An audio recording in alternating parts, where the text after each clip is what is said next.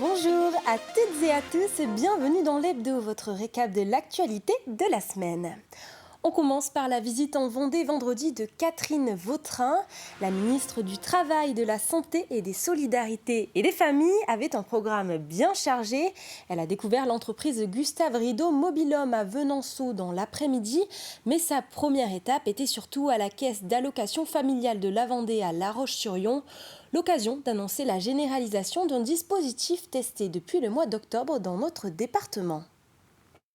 Aux côtés des membres de la direction et des agents de la CAF, Catherine Vautrin a dressé le bilan de la solidarité à la source. Ce système était en test en Vendée. Il permet aux allocataires du RSA et de la prime d'activité de disposer d'une déclaration pré-remplie, accélérant le traitement des dossiers. Et le bilan de l'expérimentation est positif. Le système va être généralisé. Le 1er mars, nous généralisons, après 5 mois d'expérimentation, dans toute la France. Plus de 6 millions de bénéficiaires. Les sommes concernées représentent 21 milliards, donc évidemment beaucoup de bénéficiaires, beaucoup d'argent, mais plus de simplification. Je pense que c'est cela la volonté du gouvernement quand nous parlons simplification, quand nous parlons juste droit. Rien de tout cela n'aurait été possible sans la Caisse nationale d'allocation familiale, sans évidemment les URSSAF, sans les départements avec lesquels nous travaillons. Et c'est la raison pour laquelle je me réjouis de cette nouvelle initiative au bénéfice de nos concitoyens. La ministre est également revenue sur les problèmes rencontrés par le logiciel Arpège, un autre système en phase de test dans le département au sein de l'assurance maladie. Des bugs à répétition ont provoqué des retards conséquents dans le versement des indemnités journalières, mettant un grand nombre de bénéficiaires en difficulté, une situation qui dure depuis des mois. Il y a des acomptes qui ont déjà été versés. L'idée, c'est évidemment, et je le dis à chaque bénéficiaire, l'idée, c'est de se rapprocher, bien évidemment, de la caisse primaire d'assurance maladie. Nous avons déployé des personnels supplémentaires. L'idée, c'est que chaque personne puisse être accompagnée pour qu'elle n'ait pas de préjudice financier. Catherine Vautrin a ensuite terminé sa journée vendéenne par un temps d'échange avec les agents de la direction de l'emploi, du travail et des solidarités et ceux de l'agence régionale de santé. Elle a ensuite pris la direction de Venanceau pour visiter l'entreprise Gustave Rideau Mobilhome. Dans l'actualité sportive, c'est une course qui commence ce week-end. Le 38e circuit des plages vendéennes comprend 6 épreuves jusqu'au dimanche 23 février. Et cela marque le début des grandes courses cyclistes réservées au plus haut niveau amateur, féminin et masculin. Simon Philippot a suivi les organisateurs lors des repérages de la course à Montaigu-Vendée. Il y a un an, 160 coureurs franchissaient la ligne d'arrivée du circuit des plages vendéennes à Montaigu. Ils y seront de retour dans quelques jours et avant eux, Jacques, le responsable de la sécurité de l'épreuve, effectue un dernier repérage. C'est un gros travail de préparation pour identifier d'abord les circuits, pour que les circuits soient adaptés à la course, pour identifier les endroits où on doit absolument mettre des signaleurs. Donc on reconnaît 3, 4, 5 fois les itinéraires, les circuits. On le reconnaît aussi avec l'escadron départemental de sécurité routière de la gendarmerie départementale, donc, qui nous confirme nos choix ou qui nous complète un peu nos choix. Et ensuite, on a aussi, on complète l'organisation de sécurité par, bien sûr, 61 signaleurs sur la course de Montaigu, mais 18 motards de Vendée Sécurité Course. Jacques profite de son passage pour rencontrer une dernière fois la municipalité et faire le point sur les bénévoles nécessaires à l'organisation. C'est la 3e année consécutive que Montaigu-Vendée accueille une étape. Nous, c'est d'abord d'organiser avec nos associations cyclotouristes de Montaigu-Vendée et le Vélo Club de Montaigu, d'avoir une date importante consacrée au vélo à Montaigu-Vendée. Mais c'est aussi, et c'est la particularité des plages vendéennes, très tôt dans la saison, au mois de février, pour nous, c'est le lancement de nos événements sportifs de l'année. Et après, on va enchaîner avec le mondial et puis après, plein d'autres événements sur la commune. La 38e édition du circuit des plages vendéennes s'élancera samedi prochain. 6 jours de course sont au programme dans 6 communes vendéennes, avec 25 équipes chez les hommes et 17 équipes chez les femmes au départ pour ce qui est la première et la plus grande épreuve amateur de France. Et vous pourrez suivre les 2 dernières épreuves, les 22 et 23 février à Challans et à Bretignolles-sur-Mer, en direct sur TV Vendée. Le Vendée Globe a une nouvelle fois marqué l'actualité cette semaine. Arnaud Boissière est arrivé à Bonport jeudi en Martinique. Un arrêt obligatoire depuis son dématage alors qu'il remontait l'Atlantique. Le skipper de la Micaline avait officialisé son abandon le 2 février. Son bateau sera bientôt chargé sur un cargo pour être ramené en métropole. Écoutez. Ce que j'ai fait, c'est l'esprit marin, c'est pas quelque chose d'extraordinaire, c'est l'esprit marin, c'est l'esprit humain de savoir se démerder tout seul et pas compter sur les autres. On a un bateau et il faut le ramener à bon port. Et j'ai ramené à bon port. Donc dans mon malheur, j'ai un mât au sable dans mon atelier, un mât neuf. Mais c'est quoi l'avenir? L'avenir, je pense que je vais revenir en Martinique en fin d'année, quoi. En fin d'année? Bah ouais. Oui, on vous attend. Il y a Jacques Vabre et voilà, mes partenaires sont engagés de toute façon, quoi qu'il arrive, pour faire Jacques Vabre à mes côtés. Et la chance, c'est qu'au Martinique, au Marin, il y a une course qui arrive, la Transquadra. Et les bateaux à Transquadra, ils rentrent par cargo.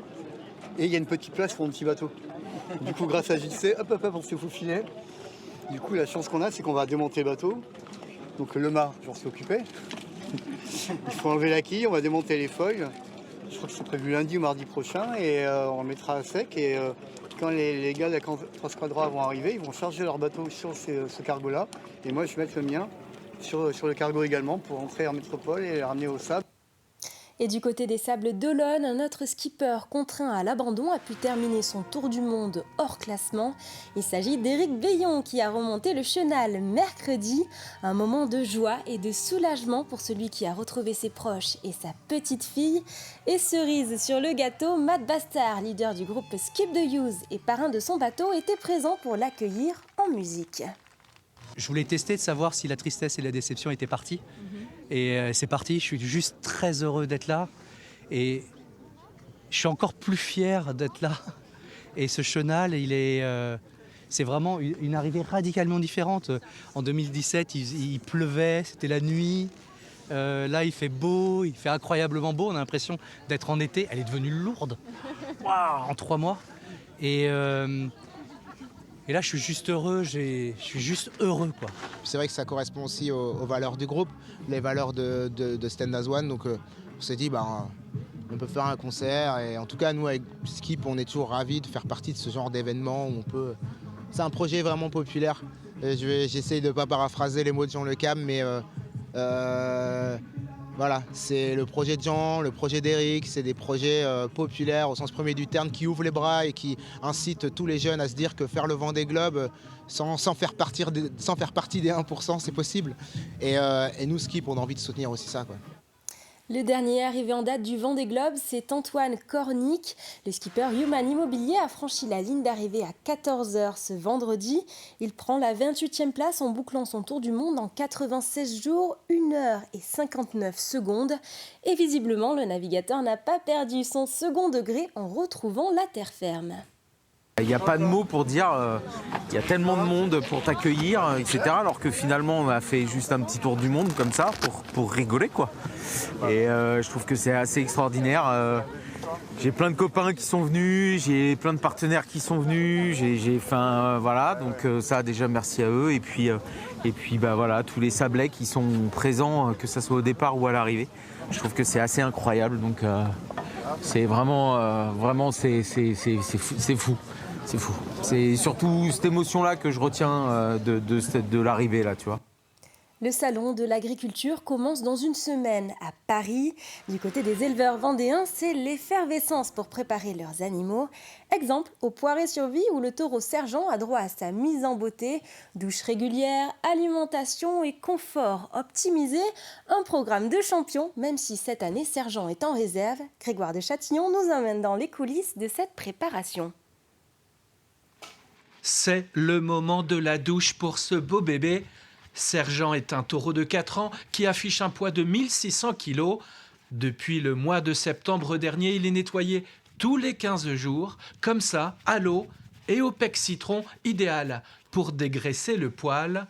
La queue, sans surprise, c'est la partie la plus difficile à décrasser. La bouse ou la terre se colle dans les poils et font des espèces de nœuds comme dans les cheveux on peut avoir ou des choses comme ça, et sauf qu'il y a de la terre ou de la bouse emmêlée avec, donc il faut prendre patience et démêler petit à petit. Cette bête de concours, arrivée deuxième de sa catégorie charolais l'année dernière à Paris, est quoi qu'il arrive, préparé comme un champion pour le salon de l'agriculture. Eh bien aujourd'hui en fait Sergent est réserve, donc réserve c'est comme le premier remplaçant d'une équipe. En effet, cette année, Sergent ne fait pas partie de la première sélection de sa race pour le salon, mais tout est possible pour le charolais. Aujourd'hui, vu que Sergent est réserve, il peut être appelé. Malheureusement, pour un autre, par exemple, un taureau qui boite ou qui a un problème. Il y a quelques années, on m'a rappelé cette anecdote, il y avait une vache qui était réserve et qui a fini championne à Paris cette année-là. Ils sont aux petits soins pour lui, un peu comme pour un athlète en attente du sésame pour les Jeux Olympiques. Sergent et son staff n'apprendront qu'au dernier moment si le Salon international de l'agriculture à Paris leur est ouvert cette année. Direction Fontenay-le-Comte où 70 exposants étaient réunis pour le Salon de l'Emploi il y a quelques jours. CDI, CDD, intérim ou stage, les offres sont diversifiées pour répondre aux besoins des entreprises et des candidats. Et même les plus jeunes pouvaient y trouver leur job d'été. Les secteurs de la restauration et de l'agriculture recherchent toujours de nouvelles têtes. On a la chance d'avoir un territoire comme le Sud-Vendée où il y a quand même pléthore d'emplois saisonniers, donc notamment dans l'agriculture pour tout ce qui est cueillette, récolte, essimage des maïs, cueillette des melons, maraîchage, et également on a la côte littorale avec tout ce qui est hôtellerie, restauration, qui nous apporte un nombre important d'emplois saisonniers. Dans l'agriculture, c'est plus de 1000 emplois saisonniers. Dans l'hôtellerie-restauration, ils sont aussi très nombreux. On est à des centaines de postes également. On termine cet hebdo avec une idée de sortie à la Vendée-Tech de La Châtaigneraie. L'établissement propose l'Expo Idéal, une plongée dans l'univers coloré d'Hervé Tullet, un illustrateur et auteur de livres interactifs. Les créations de l'artiste se mêlent à des œuvres d'adultes et d'enfants invités à collaborer. Et bonne nouvelle, vous avez jusqu'au 2 août pour en profiter. Simon Philippot était sur place. Des couleurs vives et des formes simples, c'est ce qui caractérise les œuvres de Hervé Tullet. L'auteur-illustrateur s'expose au cœur de la Vendée-Tech de la Châtaigneraie. Mais attention, toutes les œuvres présentes ne sont pas de lui, même si elles s'inspirent toutes de son travail. C'est effectivement une exposition participative puisque on retrouve ici dans l'exposition des œuvres de l'artiste, mais aussi des œuvres de jeunes enfants, des œuvres de jeunes adultes handicapés, des œuvres de personnes plus âgées qui ont fait également ce travail en EHPAD et de collégiens qui exposent ici leurs propres œuvres. Cette volonté de partage vient de l'artiste lui-même. Hervé Tullet souhaite ainsi créer du lien entre les générations à travers l'art. On est reparti d'une proposition qu'il fait lui qui s'appelle l'Expo Idéal, c'est-à-dire qu'il met à disposition une série de tutoriels et à partir de ces tutoriels, des habitants, des citoyens, n'importe qui en fait peut créer sa propre expo idéale dans une boîte à chaussures, dans sa chambre ou dans un très beau lieu comme la Vendée-Tech. Et afin d'aller plus loin dans le partage, l'exposition se veut aussi participative, invitant les visiteurs à ajouter leur propre création. Des endroits où on peut sculpter, des endroits où on peut dessiner, des endroits où on peut se déguiser en expo idéale. Un mur qui a un feu d'artifice avec des chutes. En fait, tout est aussi réappropriable. C'est-à-dire que d'une chute, on peut faire une œuvre et c'est ça qui est assez chouette. L'expo idéale reste en place jusqu'au début du mois d'août. Plusieurs animations sont prévues avec des ateliers, des lectures de contes ou encore du street art. Toujours dans cette idée de faire participer le plus grand nombre de personnes dans le respect de la volonté d'Hervé Tullet. Et c'est ainsi que se termine cet hebdo. Merci pour votre fidélité.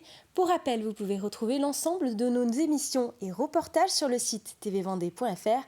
D'ici là, je vous souhaite un très bon week-end à toutes et à tous.